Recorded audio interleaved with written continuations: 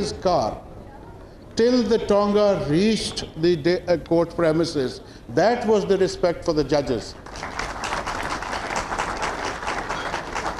So we have seen this with our own eyes.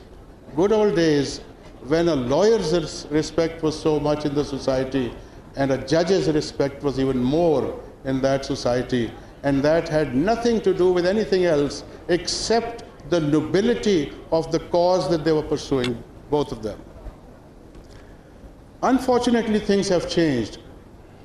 Unfortunately, although there was a very recent period around 2007 to 2009 when the legal community earned respect even for another thing. Not just that they were lawyers, but they had championed a very big cause of independence of judiciary. And I could see that the respect for the lawyer in the society was even further enhanced. The story, unfortunately, after that is not all that rosy. You are entering a profession which has all the potential of offering you respect. It's up to you to receive it with your conduct. So the conduct that you have to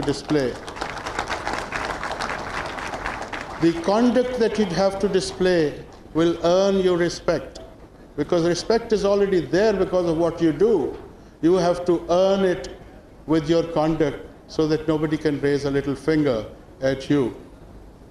That's the other message that I wanted to convey. Now, I'll tell you something, what Lord Denning had told us in England. In the Union Society in Cambridge, we had invited Lord Denning to address the Law Society. And after his speech, we gave him a 10-minute standing ovation. We would not sit down till he forced us to sit down. He said such wonderful things. And I'll just convey to you the gist of what he said. He said, in order to be a good lawyer, you have to have command over three things. Number one, history.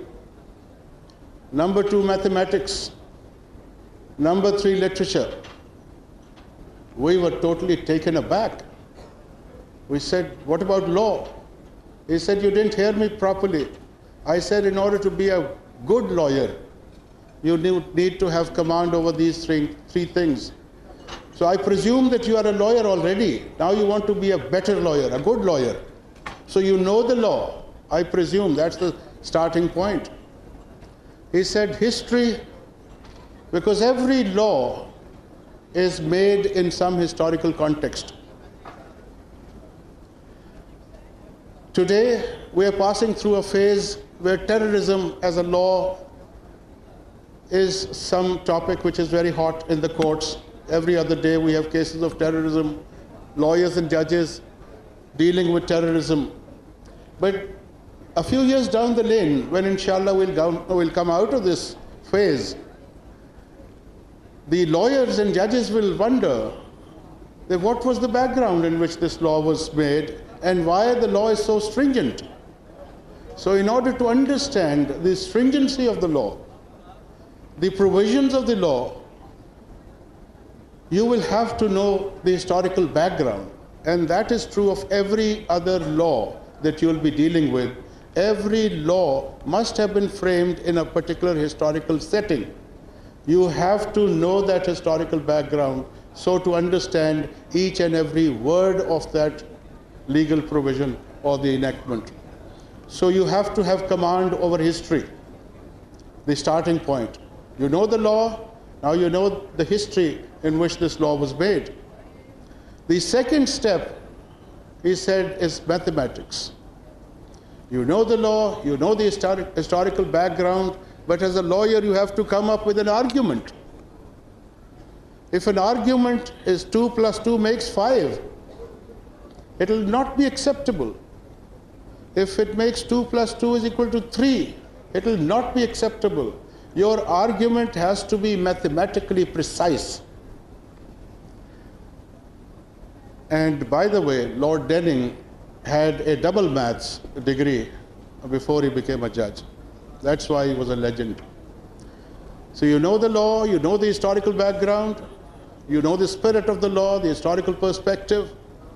You know, you have come up with an argument in your mind, but it is still in your mind. It may be a beautiful argument, a very precise argument, but it is only in your mind.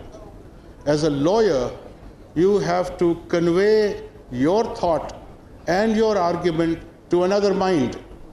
That is the judge. How do you convey something in your mind to another mind? It's through the medium of language. And literature teaches you how to use the most appropriate words.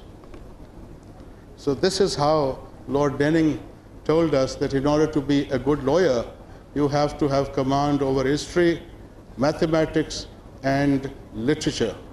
Without literature, command over literature, you cannot pick the right word for what you want to convey. For one word, there may be 15 different options available in the thesaurus, in the dictionary. But just to convey the right kind of argument to another mind, you have to pick the precise word which fits. So this is what I wanted to convey, what Lord Denning had told us.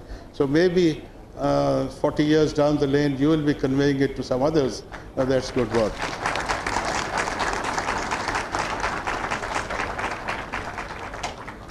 Now that you are entering the legal profession, when I was young, our elders used to say that such and such is very good with words, he speaks so much, he'll become a lawyer, ye vakil banega. Bahut baatein karta hai. But when I came to the profession, I thought that that was not correct. My experience as a judge was, and even as a lawyer also, that all you need is hard work. You have to prepare your case well in your own chamber. And if you have a sound argument, or through your hard work you have found the exact ruling on the point, you don't even have to argue the case. You just have to present the book before the judge, and you will win the case. So you don't really have to be very articulate if you have worked very hard. Articulation is an added advantage. But the first thing is, you have to have command over your facts, you have to have command over the legal provisions, and you have to convey it. And that hard work, if conveyed, will do the trick. Don't worry, you'll win the case. You don't have to be a good speaker all the time.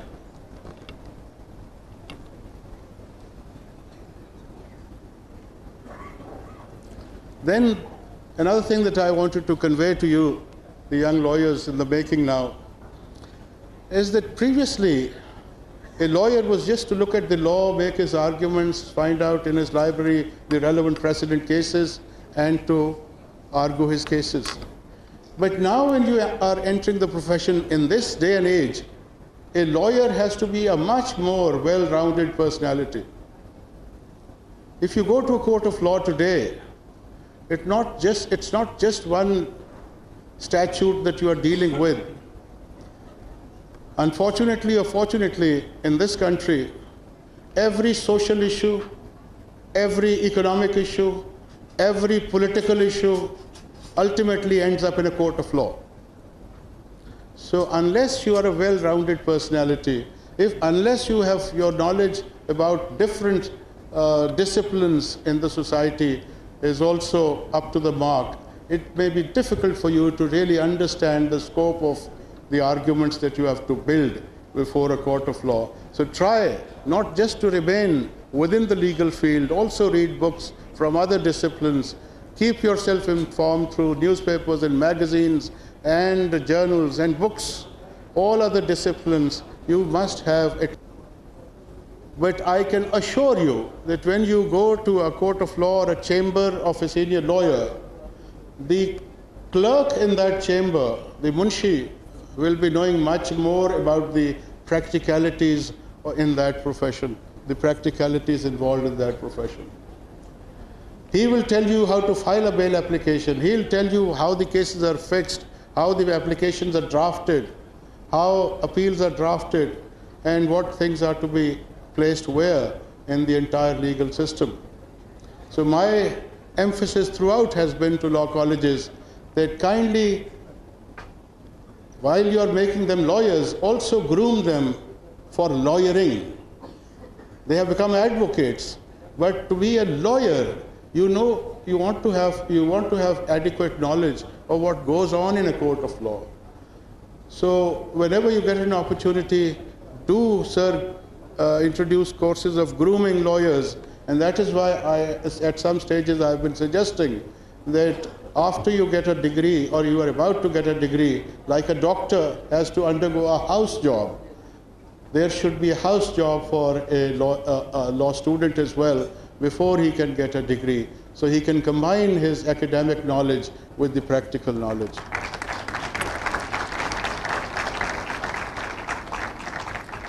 Thank you very much, Professor Humayun Ahsan. I was very reluctant to accept any invitation, but this was an invitation that I could not refuse. It's my own institution. I have such a long association with Professor Humayun Ahsan. My students are members of the faculty here. I couldn't say no, and thank you very much for honoring me by inviting me here. Thank you. Lahore میں chief justice of Pakistan justice Asif Saeed Khosa Pakistan college of law کے فارغ التحصیل طلبہ و طالبات میں تقسیم اسناد کی تقریب سے خطاب کر رہے تھے۔ اس دوران ان کا کہنا تھا کسی بھی معاشرے میں وکیل کا رتبہ مثالی حیثیت رکھتا ہے، وکیل معاشرے کی بہتری کے لیے لڑتا ہے۔ ان کا مزید کہنا تھا کہ وکیل انفرادی نہیں، اجتماعی مفاد کا کام کرتا ہے۔ اس کے علاوہ انہوں نے اس موقع پر یہ بھی کہا کہ وکیل معاشرے کے محروم طبقے کے لیے قانونی جنگ لڑتا ہے۔ اپنی ذاتی زندگی کے حوالے سے ان کا یہ بتانا تھا کہ والد مرحوم سائیکل پر عدالت جاتے تھے، لیکن لوگ ان کی عزت بہت کرتے تھے۔ پاکستانی معاشرے میں وکالت آج بھی ایک معزز پیشہ ہے۔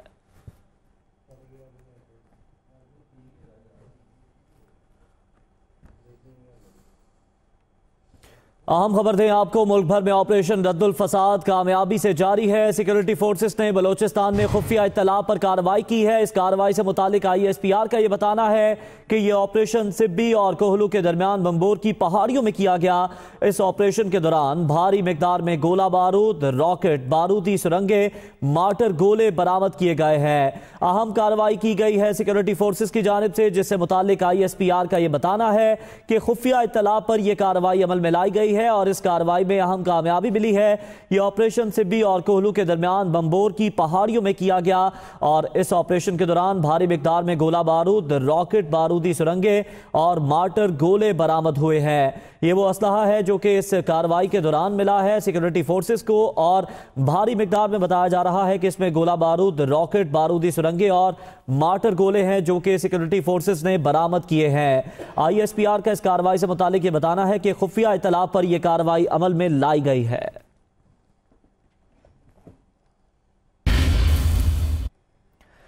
متحدہ عرب امارات سے پاکستان کو مزید $1 ارب کل ملنے کا امکان ہے۔ ادائیگیوں کا توازن اور زر مبادلہ کے ذخائر بہتر ہوں گے، ذرائع وزارت خزانہ کا یہ بتانا ہے۔ متحدہ عرب امارات نے جنوری میں $3 ارب کے پیکج کو منظور کیا تھا اور پیکج کے تحت اب تک متحدہ عرب امارات $2 ارب فراہم کر چکا ہے۔ کل مزید $1 ارب پاکستان کو ملنے کا امکان ہے اور اس کے ساتھ ہی ادائیگیوں کا توازن اور زر مبادلہ کے ذخائر بہتر ہوں گے۔ اسی پر تفصیلات جانیں گے نمائندہ دنیا نیوز شعیب نظامی سے۔ شعیب بتائیے گا کیا تفصیلات ہیں؟ یہ بتایا گیا منسٹری آف فائنانس کے سورسز نے بتایا کہ جو متحدہ عرب امارات میں پاکستان کا ایک پیکج تھا تقریباً $3 ارب کا، اس کی 2 قسطیں پاکستان کو مل چکی ہیں اور ایک قسط جو ہے وہ کل آ جائے گی پاکستان کے پاس، اسٹیٹ بینک میں جمع ہوگی۔ اور اس سے بڑی آسانی یہ ہونی ہے جو پاکستان نے 2014 میں یورو بانڈ جاری کیا تھا جس کو 2019 کے اپریل میں واپس کرنا ہے، اس کی جو ادائیگی ہے اس میں آسانی ہوگی اور یہ بہت بہتر ہوگا پاکستان کے لیے، زر مبادلہ کے ذخائر بھی بہتر بنائے گا۔ جی ٹھیک ہے، بہت شکریہ شعیب نظامی آپ کا۔ ادھر وزیر اطلاعات فواد چودھری سندھ حکومت پر برس پڑے۔ سندھ کا پیسہ دبئی اور لندن میں لگتا رہا، یہ کہنا تھا فواد چودھری کا۔ انہوں نے کہا کہ فرنٹ مین جعلی اکاؤنٹس اور ماڈلز کے ذریعے اربوں روپے باہر گئے، شہید بے نظیر اور بھٹو کا نام تک یہ لوگ بیچ کر کھا گئے۔ وفاقی وزیر اطلاعات فواد چودھری نے یہ ٹویٹ کیا ہے جس میں سندھ حکومت کو تنقید کا نشانہ بنایا ہے انہوں نے، اور یہ کہا ہے کہ سندھ کا پیسہ دبئی اور لندن میں لگتا رہا۔ فرنٹ مین جعلی اکاؤنٹس اور ماڈلز کے ذریعے اربوں روپے باہر لے گئے، جبکہ شہید بے نظیر اور بھٹو کا نام تک یہ لوگ بیچ کر کھا گئے۔ اب تک کے لیے اتنا ہی۔ ہر خبر سے باخبر رہنے کے لیے وزٹ کیجیے دنیا